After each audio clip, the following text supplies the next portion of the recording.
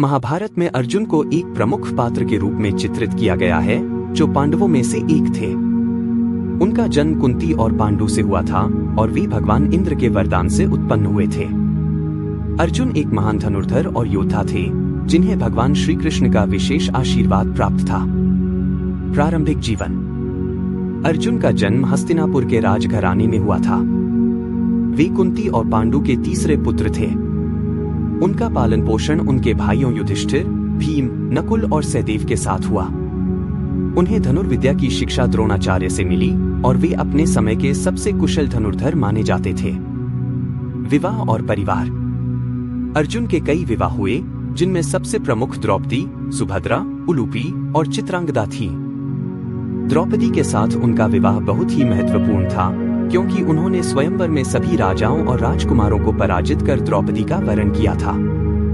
सुभद्रा से उन्हें अभिमन्यु नामक पुत्र प्राप्त हुआ, जो कुरुक्षेत्र युद्ध में वीर गति को प्राप्त हुआ। महाभारत युद्ध। कुरुक्षेत्र युद्ध अर्जुन के जीवन का सबसे महत्वपूर्ण चरण था। भगवान श्री कृष्ण ने अर्जुन के सारथी की भूमिका निभाई और युद्ध के दौरान गीता का उपदेश दिया। गीता के माध्यम से अर्जुन को धर्म, कर्म और योग का ज्ञान प्राप्त हुआ, जिससे उन्हें अपने कर्तव्य का पालन करने की प्रेरणा मिली। अर्जुन ने युद्ध में अपने दिव्य धनुष गांडीव का प्रयोग किया और कई महान योद्धाओं को पराजित किया, जिनमें भीष्म, कर्ण और जयद्रथ प्रमुख थे। उत्तर जीवन। कुरुक्षेत्र युद्ध के बाद अर्जुन ने अपने भाइयों के साथ मिलकर राज्य का संचालन किया। उन्होंने अश्वमेध यज्ञ में भाग लिया और कई राज्यों को जीतकर युधिष्ठिर के शासन को मजबूत किया।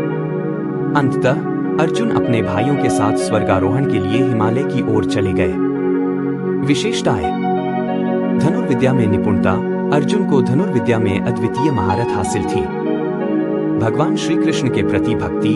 अर्जुन का भगवान श्री कृष्ण के प्रति गहरा विश्वास और भक्ति थी। धर्म और न्याय के प्रति प्रतिबद्धता। अर्जुन हमेशा धर्म और न्याय के मार्ग पर चलने का प्रयास करते थे। अर्जुन का चरित्र महाभारत का एक प्रमुख स्तंभ है और वे धर्म, कर्तव्य और समर्पण के प्रतीक माने जाते हैं। उनकी जीवन यात्रा महाभारत के विभिन्न पहलुओं को समझने के लिए महत्वपूर्ण है।